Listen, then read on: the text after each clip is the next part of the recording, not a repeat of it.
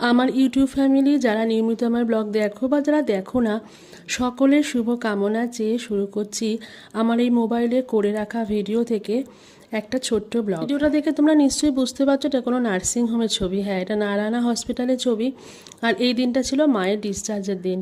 আর এদিকে দেখো মা দুটো হাতে যে বাঁধা ছিল, এই বাঁধনটা খোলার জন্য খুব ব্যস্ত হয়ে গেছিলো। আমি পাশে দাঁড়িয়েছিলাম, কিন্তু যেহেতু মায়ের গায়ে হাত দেওয়া আমার বারণ ছিল, তাই দিতে পারছিলাম না। নার্সদের রিকোয়েস্ট করাতে ওরা এসে মার বাঁধনটা খুলে দিল।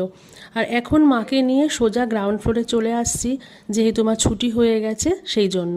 জানি তোমরা অনেকেই ভাববে যে এগুলো আবার ব্লগে দেওয়ার কী আছে, কিন্তু এগুলো অবশ্যই দেওয়ার আছে, কারণ আমি জানি নিজের খুব কাছের মানুষরা যখন চলে যায় তখন তাদের স্মৃতি তাদের মেমোরিটা আমাদের মনের মণিকোঠায় রেখে দিতে হয়। সেখানে নিজস্ব আমার একটা ইউটিউব চ্যানেল আছে, সেখানে থাকবে নাই বা কেন, তাই না বলো বন্ধুরা?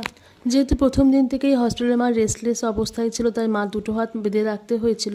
সেজন্য ছুটির সময় সিস্টার বারবার মাকে বোঝাচ্ছিল, দিদা তুমি কিন্তু এরকম করবে না, বাড়িতে গিয়ে তোমার কিন্তু সেলাইটা স্টিচগুলো কাঁচা, ওখানে তুমি হাত দেবে না।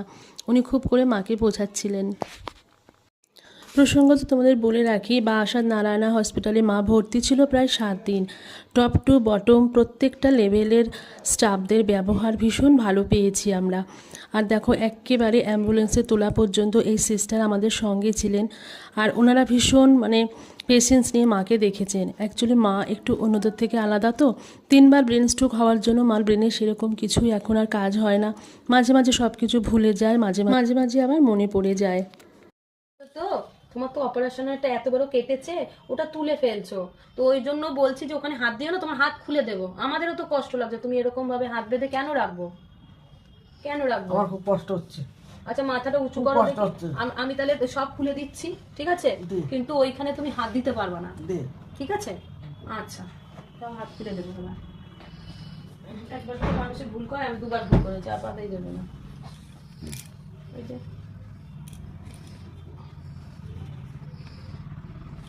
বাবা থাকলে অসহ্যও তো লাগে না মা।